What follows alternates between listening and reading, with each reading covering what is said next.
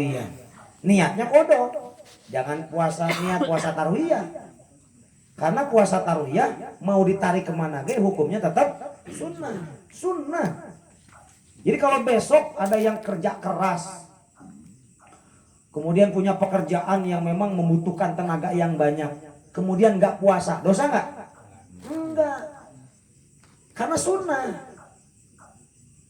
Pokoknya besok nih masih ada pekerjaan nih dan sebagainya. Tapi sahur ikut sahur gitu. Jam 8 masih kuat, jam 10 masih kuat, jam 11 sudah melehoy. Ya, karena mengeluarkan tenaga banyak. Seperti kuli bangunan dan sebagainya. Itu membutuhkan tenaga yang banyak, Pak. Ya, kalau puasa mungkin nggak kuat. Tapi kalau kuat, ajib, luar biasa. Tapi yang kalau kerja-kerja kantoran mungkin, ya, yang kerjanya ringan mungkin, insya Allah kuat. Nah, ya. Maka besok usahakan puasa. Nah, yang punya utang puasa di bulan Ramadan besok niatnya nawaitu sauma godin khodoan fardhon lillahi ta'ala. Saya niat puasa besok hari, niatnya kodo bayar utang, fardu karena Allah. Kalau kodonya udah lunas, alhamdulillah. Saya pokoknya punya utang, tapi udah lunas. Ah, berarti besok niatnya puasa sunnah. Nawaitu sauma godin yaumal arafah yaumat tarwiyah lillahi ta'ala atau sunnatan lillahi ta'ala. Besoknya lagi puasa Arafah. Kalau yang kodo tetap niatnya niat kodo. Nawaitu sauma godin kodoan fardhon lillahi ta'ala.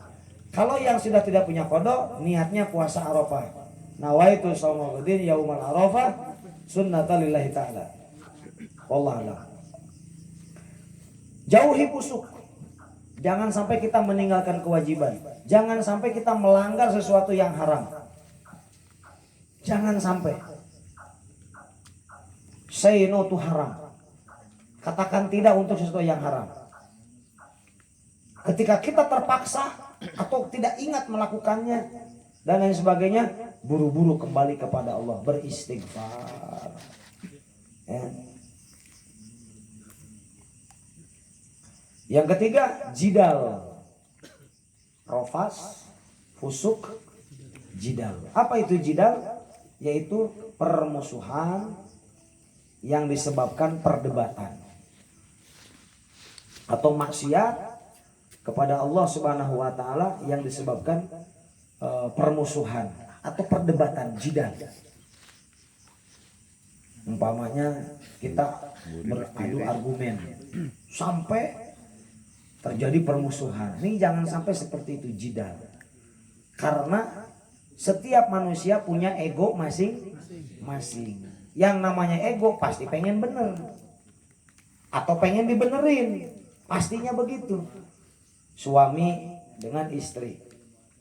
Kadang rapih, kadang akur, kadang mungkin debat. Iya enggak? Kadang mungkin debat. Nah, jangan sampai perdebatan ini menjadi permusuhan dan lain sebagainya. Sampai suami memaki istrinya, istri memaki suaminya. Kan ada yang hal seperti itu. Atau mungkin dengan teman, atau mungkin dengan tetangga, atau mungkin dengan saudara. Jangan sampai. Makanya kalau bisa nih di riungan kita nih, ya, di persaudaraan kita di MTSD, jauhi perdebatan. Yang ada apa? Musyawarah. Yang ada apa, Pak? Musyawarah. Kalau musyawarah enak, ada acara nih. Ayo bapak-bapak, siapa yang punya saran? Saran 1, saran 2, saran 3 dan sebagainya. Kemudian diputuskan di musyawarah. Yang terbaik tentunya, keputusan yang terbaik. Yang sarannya diterima, istighfar. Astagfirullahaladzim, saran saya diterima. Yang sarannya tidak diterima, ucapkan alhamdulillah. Kebalik nggak? Kebalik nggak? Nggak kebalik. Kita lagi musyawarah, saran kita diterima sama ketua. Bilang apa, Pak? Astagfirullahaladzim, saran saya diterima. Kalau sarannya nggak diterima, alhamdulillahirabbil alamin. Lah kok begitu? Ingat, saran itu pasti yang terbaik. Bapak 1 sarannya begini, bapak kedua sarannya begini. Pasti dia nyarankan itu yang terbaik. Ketika saran kita diterima, takut khawatir saran kita memberatkan orang lain. Makanya kita istighfar. Ketika saran kita nggak diterima, ditolak, alhamdulillah kita selamat karena saran kita nggak diterima. Kalau saran kita diterima, takutnya memberatkan orang lain, jadi beban orang lain. Begitu Pak, jangan dibalik. Saran diterima, weh siapa dulu? Aku gitu loh. Cah, apa namanya? Cah Solo. Mana ada? Ada. Ada Solo. Oh lah, umpamanya gitu. Kemudian ada yang tidak diterima, purik. Bin apa? Pundung. Purik bin Pundung. Mas, ntar insya Allah nanti musyawarah enggak. Kemarin aja saran saya udah terbaik, saya udah tahajud, udah apa, gak diterima. Purik. Masya Allah. Luar biasa. Makanya di sini diperlukan musyawarah. Makanya kita harus tahu adab-adab musyawarah, tata cara musyawarah supaya berjalan dengan baik.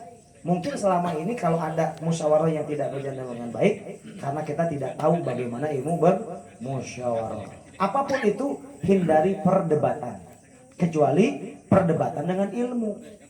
Seperti ulama dengan ulama berdebat. Debatnya dengan apa? Dengan ilmu. Makanya Imam Syafi'i mengatakan, seandainya aku berdebat dengan orang yang berilmu, maka aku siap. Tapi kalau aku ingin dihadapkan dengan orang-orang yang bodoh, maka aku mengaku kalah saja. Itu Imam Syafi'i mengatakan demikian. Kenapa? Karena berdebat dengan orang bodoh, dia berdebat bukan dengan ilmu, tapi dengan egonya. Nah jamaah yang dirahmati Allah Subhanahu wa ta'ala, maka begitu juga dengan hal kurban ya. Ada sedekah kurban, ini nggak usah diperdebatkan. Kalau mau ikut, kalau nggak usah. Cuman tahun ini pertanyaannya, sampean panjenengan ikut kurban sendirinya? Enggak. Dengan keluarga? Ente. Kurban berjamaah? Komodoi. Ya. Terus ngapain? Ya saya udah beli arang mau tusuk sate. Aduh. Rir. Ya. Coba kalau semua orang berpikiran begitu, nggak ada yang kurban, semuanya beli arang, semuanya beli tusuk sate. Apa yang mau dibakar? Apa yang mau ditusuk? Jamaah dirahmati Allah Subhanahu wa ta'ala. Maka di sini ada kurban sendiri, ada kurban patungan 1 ekor sapi bertujuh. Ya. Kemudian boleh nggak 1 ekor sapi sendirian? Boleh. Boleh, kenapa tidak? Boleh nggak bertujuh?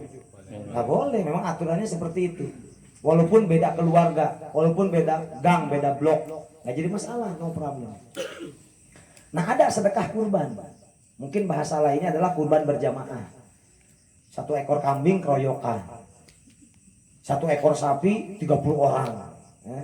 Dalam rangka apa? Tadi menghidupkan sunnah berkurban. Ya. Maka kita sedekah kurban. Dan ini nggak usah diperdebatkan. Dilakukan saja. Kalau masuk akal, kemudian sanggup, mampu kerjakan. Tidak sanggup nggak usah.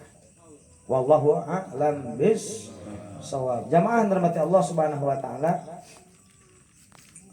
Terakhir sebelum kita tutup, kita akan bahas daripada bab ke-37 dalam kitab Tanqihul Qaul Lubabul Hadis. Ini langsung meloncat ke bab 37 karena ada kaitannya dengan malam ini, yaitu fadilah zikir maut. Ya. Kematian. Maut itu bahasa Arab, maut. Ya. Mati. Dan kalimat mati ini sering kita sebut-sebut tiap hari. Seperti kita mau tidur, baca doa, bismika Allahumma ahya wa bismika amut. Apa artinya amut? Mati. Ya Allah, dengan menyebut namamu aku hidup, dan dengan menyebut namamu aku mati. Mau tidur ingat mati lah. Bangun tidur, alhamdulillahilladzi ahyana ba'dama amatana. wa ilaihin nusyur. Apa artinya? Hanya segala puji hanya bagi Allah Subhanahu wa taala. Alladzi ahyana, yang telah menghidupkan kami ba'dama amatana, setelah tadi malam kami mati. Mati apa? Mati sementara. Lah orang kalau udah tidur Pak, apalagi tidurnya tibra, lah kayak orang mati. Lagi gadang nih, yang bertiga belum tidur, hahaha. Sisanya ada 4 orang tidur tibra banget, ya, masya Allah tibra banget. Gak ngeh dengan yang ketawa, ya, dengan yang ngobrol, gak ngeh lagi dengan sekitar. Bahkan nyamuk berjejer juga udah gak kerasa. Masya Allah. Saya banget dulu. Itu mati yang sementara. Itu kita tiap hari mengucapkan kalimat mati. Bahkan mau makan pun masih diingatkan dengan perkara akhirat. Allahumma barik lana fima razaqtana wa qina adzabannar. Dengan perkara akhirat. Akhirat itu akan datang setelah adanya kematian. Al mautu babun wa kullun nasi dakhiluh. Kematian itu pintu dan setiap orang pasti akan memasukinya. Pasti. Maka tidak usah takut mati. Tidak usah mengharapkan mati. Justru sebaliknya, persiapkanlah diri kita untuk menghadapi kematian. Karena kematian ini adalah akhirat, ini perjalanan yang panjang, maka supaya di perjalanan kita tidak sengsara, maka kita harus punya perbekalan. Tazawwadu, berbekallah kalian. Fa inna khairaz zadi taqwa. Sesungguhnya sebaik-baiknya bekal adalah takwa kepada Allah Subhanahu wa taala. Boleh nggak kerja? Boleh. Boleh nggak dagang? Boleh. Boleh nggak bisnis? Boleh. Tapi jadikan pekerjaan kita, dagangan kita ini untuk mengumpulkan akhirat. Kita punya gaji, keluarin dulu sedekahnya. Kita punya masjid, sumbang dulu. Kiri kanan depan belakang ada yatim piatu, ada jompo, sumbang dulu. Hari ini ada hari raya kurban dulu. Nggak bisa sendirian berjamaah dengan keluarga, nggak bisa berjamaah dengan keluarga, berjamaah dengan jamaah. Kenapa tidak? Jangan sampai luput. Fa inna khairaz zadi taqwa, karena sesungguhnya sebaik-baik bekal adalah ketakwaan kepada Allah Subhanahu wa taala. Kita punya rumah dibagus-bagusin, direlip-relip. Masya Allah, sampai kinclong luar biasa. Orang ngelihatnya juga seram, ajib, ajib, pagernya aja ajib, luar biasa. Pagernya aja 70 juta, pagernya doang, masya Allah. Handle pintunya 10 juta, handle doang, masya Allah, luar biasa. Begitu kita mati, dibawa atau tidak? Memberatkan apa meringankan? Memberatkan, saudara. Tapi kalau kita rumah sederhana, tapi dipakai ngaji, dipakai nampung anak yatim, dipakai nampung orang-orang yang tidak punya rumah dan sebagainya, insya Allah meringankan nanti di akhirat. Manfaatin. Kita punya harta banyak, meringankan apa memberatkan? Memberatkan. Tapi kalau harta kita gunakan untuk dakwah, harta kita gunakan untuk kepentingan agamanya Allah Subhanahu wa taala, maka harta itu akan meringankan dan menolong kita nanti di akhirat. Kita punya kendaraan, motor, mobil, dan lain sebagainya. Memberatkan apa meringankan? Memberatkan kita. Tapi kalau kendaraan kita pakai untuk dakwah fisabilillah, orang ngaji kemana-mana diantar oleh kendaraan kita. Ada orang yang mau berdakwah ke pelosok-pelosok, kemarau, hujan dan sebagainya, memakai kendaraan kita. Maka insya Allah kendaraan itu akan meringankan, bahkan menolong kita. Fatazawwadu fa inna khairaz zadi taqwa. Itu yang harus kita kumpulin dari sekarang. Banyak orang kaya meninggal dunia, dia meninggalkan hartanya yang banyak, dan itu akan menjadi fitnah. Anaknya 4, pasti perebutan itu. Istrinya 4, pasti perebutan itu. Kecuali istrinya 1, adem lah. Tapi tetap sedih. Jamaah dirahmati Allah Subhanahu wa taala. Maka berbekalah dari sekarang. Berbekalah dari sekarang. Sederhana dalam 4 perkara. Sederhana dalam membangun rumah, sederhana dalam kendaraan, sederhana dalam walimah, sederhana dalam makanan. Tapi kalau untuk urusan ibadah harus istimewa.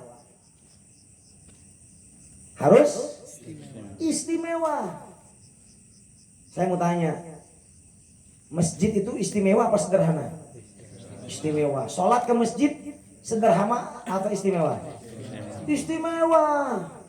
Saya mau tanya, kita kalau mau ke kondangan sama ke masjid, kita lebih mengutamakan kondangan apa masjid?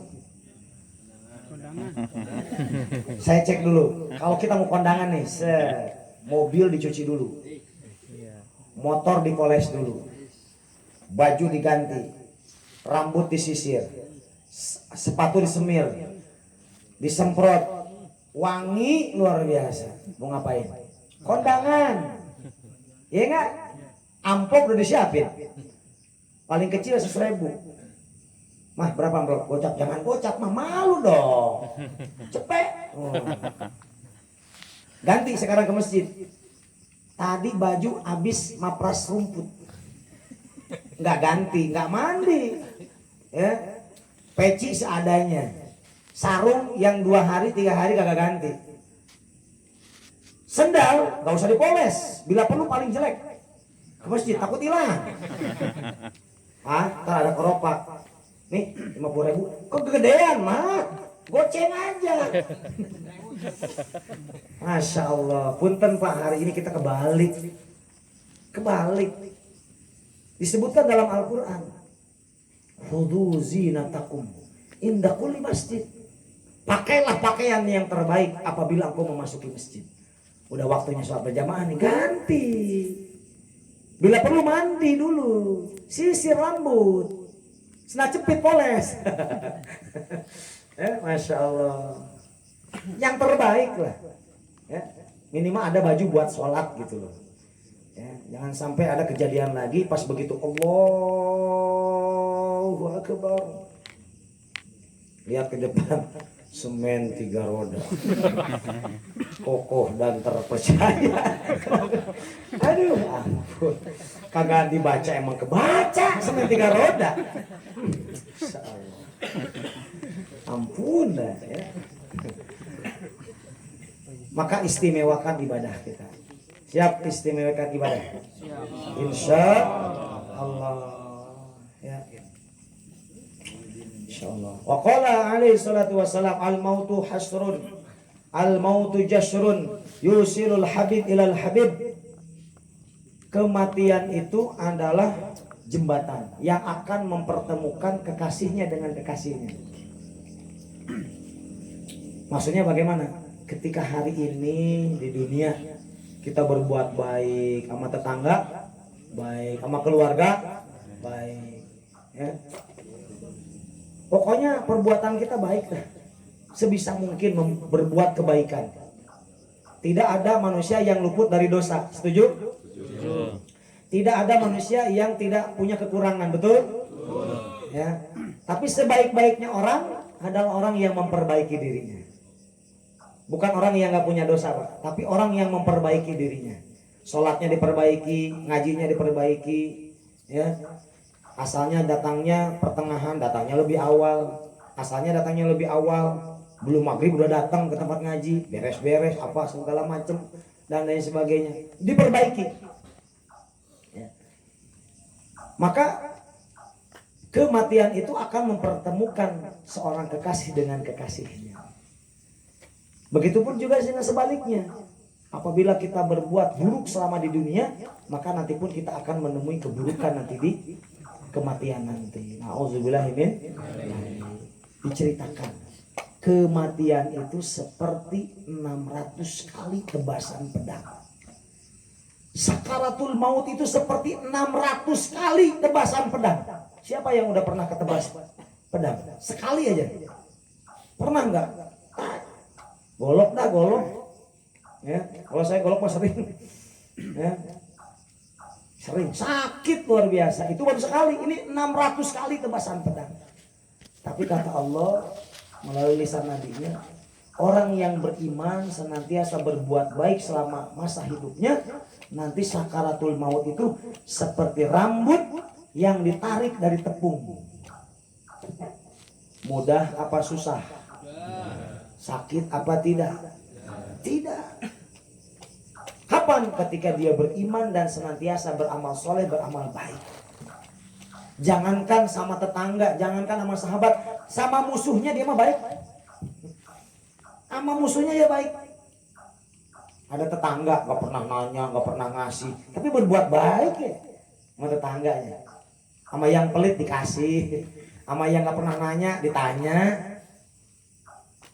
Kalau kita gimana? Musik amat sih. Ya, malas kita nanyanya juga. Ya, kalau kita punya makanan malas ngasihnya. Ya, tapi ada orang-orang yang memang Allah lembutkan hatinya, Pak. Masya Allah, nggak pernah, jarang tersinggung, jarang marah. Bukan nggak pernah marah, jarang. Ya, atau jarang marahnya itu jauh gitu. Ya, marahnya itu jauh. Maka usahakan kita senantiasa berbuat baik agar nanti kematian mempertemukan kita dengan kebaikan. Wa qala alaihi salatu wasalam, al mautu arba'un, mautul ulama wa mautul agniya wa mautul fuqara wa mautul umara.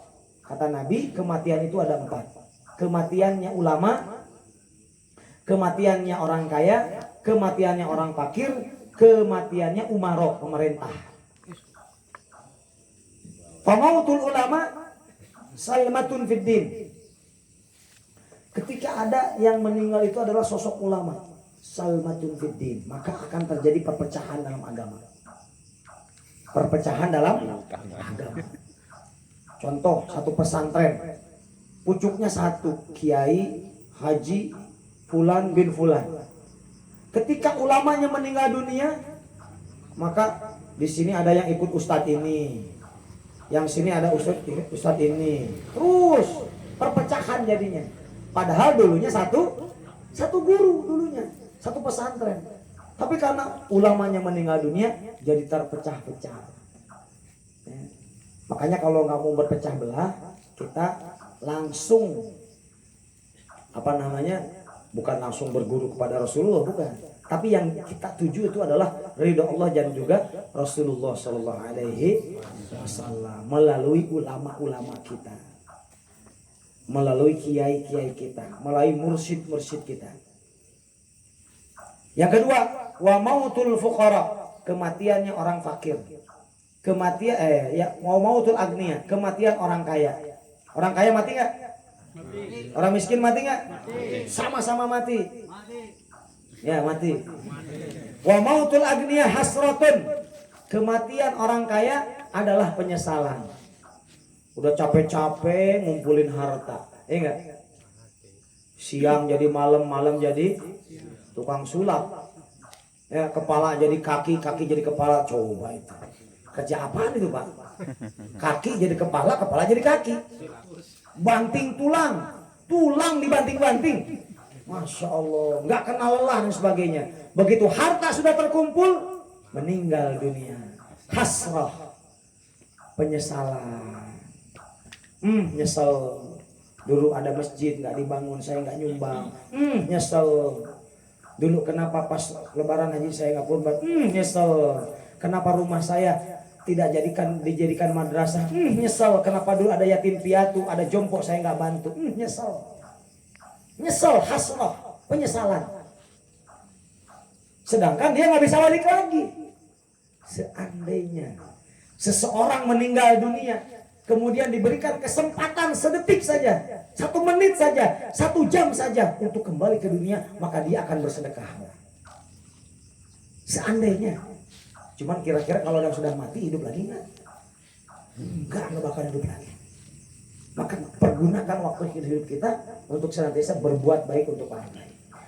Yang ketiga, wa mautul fuqara, kematian orang fakir.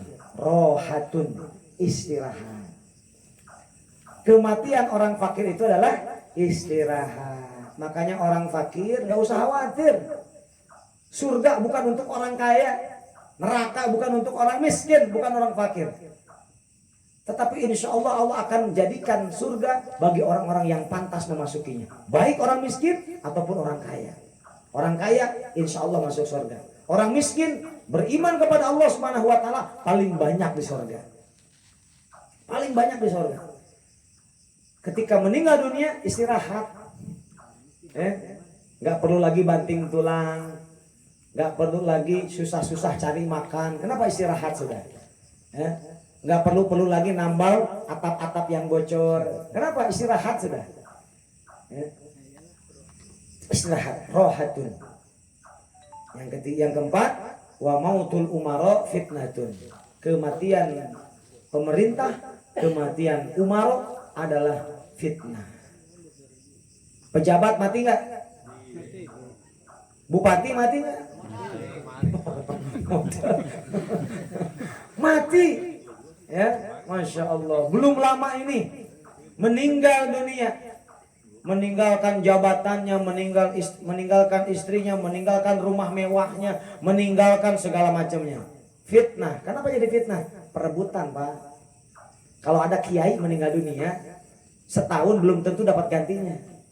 Kalau ada pejabat meninggal dunia, camat, bupati, presiden, meninggal dunia, jangan tunggu setahun. Masih hidup aja sudah ada yang mau nyalonin, Pak. Betul nggak betul? Fitnah. Nah, intinya adalah semua manusia akan mengalami kematian. Makanya kita dianjurkan berdoa. Doa yang berkaitan dengan kematian. Kapan? Setiap pada sholat kita selalu baca. Allahumma antas salam wa minkas salam wa alaika ya'udus salam fa hayna rabbana bisalam wa adkhilna al-jannata darus salam. Terus tabarak rabbana wa ta'ala ya dzal jalali wal ikram. Allahumma. Terus enggak lupa ya kalau begini ya. Allahumma hawin alaina fi sakaratil maut wa najata minan nar wa afaini sabda seterusnya. Pokoknya yang berkaitan dengan maut. Ya. Allahumma ighfir lana qabla al-maut. Ulangi lagi. Allahumma antas salam wa minkas salam wa alaika ya'udus salam. Allahumma inni nas'aluka salamatan fid din wa afiatan fil jasad wa ziyadatan fil ilmi wa barakatan fil rizqi wa taubatan qabla al-maut wa rahmatan wa maghfiratan. Allahumma hawin alaina fi sakaratil maut wa najata minan nar wal afwa indal hisab. Itu hal yang berkaitan dengan kematian. Kita selalu berdoa supaya dimudahkan dalam sakaratul maut. Sebelum kematian ingin diampuni oleh Allah Subhanahu wa taala. Masya Allah. Itu yang sering kita ucapkan. Kalau kita kemudian meninggal dunia dalam keadaan diampuni oleh Allah Subhanahu wa taala, maka insya Allah kita selamat. Makanya bereskan dulu perkara-perkara dunia, baru nanti akhiratnya akan mudah. Allah Subhanahu wa taala tidak akan memaafkan seorang hamba kecuali dia merapihkan sesuatu yang berkaitan dengan hak adami. Ya, kita punya utang sama tetangga, bayar dulu. Kita pernah jahat sama tetangga, minta maaf dulu. Sama Allah mah gampang. Cuma sama tetangga nih susah nih. Ya, makanya wajar kalau ada yang meninggal dunia, bapak-bapak, ibu-ibu, mohon apabila almarhum atau almarhumah mempunyai kesalahan, tolong dimaafkan. Bapak jangan diem baik. Ya, betem ya insya Allah dimaafin. Begitu ngomong. Yang gak kenal, yang gitu. Udah maafin aja. Ya, begitu. Kemudian yang dari pihak keluarga ngomong lagi, Bapak Ibu apabila selama hidup almarhum atau almarhumah ini punya utang piutang, silahkan menghubungi pihak keluarganya. Begitu Pak. Ya. Atau begini juga boleh, Bapak Ibu apabila almarhum atau almarhumah punya utang tolong dilunasin. Ya. Nah, kita pas kebenaran nih almarhum punya utang sama kita, datang sama keluarganya. Ya, Pak, ini almarhum punya utang ke saya, tapi insya Allah saya udah ridho, dah dilunasin aja nggak apa-apa. Ngomong, Ya ngomong. Kalau mau nagih nggak apa-apa. Nih Pak, apa namanya almarhum punya utang nih ke saya nih. Berapa Pak? 500.000. Ya, ya kalau punya uang ya segera bayar ya supaya almarhum juga tenang. Ya. Tapi insya Allah sebagai tetangga saya juga nggak mau nagih semuanya, dah bayar separuhnya saja. Begitu, ini ajib nih, ya luar biasa. Kenapa? Jangankan orang yang mati biasa, orang yang mati syahid sekalipun dia akan terpenjara dalam kuburnya kalau belum melunasi hutangnya. Ya. Masya Allah, jamaah yang dirahmati Allah Subhanahu Wa Taala. Terakhir masih banyak sebetulnya. Hadis terakhir saja. Waqala alaihi salatu wassalam inna awliya Allahi la yamutuna wa inna ma yantakiluna minad dar ila ukhra. Sesungguhnya wali-wali Allah itu tidak meninggal dunia, tetapi dia berpindah dari satu kampung ke kampung yang lain.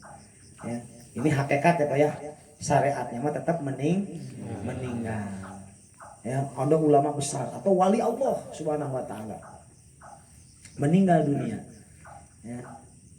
Makanya banyak orang yang kemudian berziarah. Ziarah itu apa artinya? Berkunjung sebetulnya. Ziarah, namu. Bapak datang ke Empang, apa namanya? Ziarah namanya.